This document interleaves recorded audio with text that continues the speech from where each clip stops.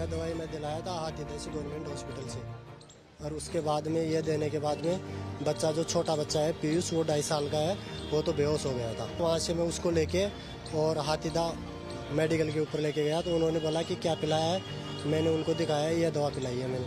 उन्होंने बोला कि सापरा लेके जाओ आप। सापरा लाने के बाद में बच्चे के ऑक्सीजन लगाया गया, इमरजेंसी के अंदर एडमिट करवाया, बच्चे को ऑक्सीजन लगा के मैं एम्बुलेंस लेके वहाँ से ऑक्सीजन लगा के यहाँ पे लेके आया जेके लोन हॉस्पिटल। यहाँ पे 2 दिन आईसीयू में एडमिट है बच्चा, अब वार्ड में शिफ्ट किया है।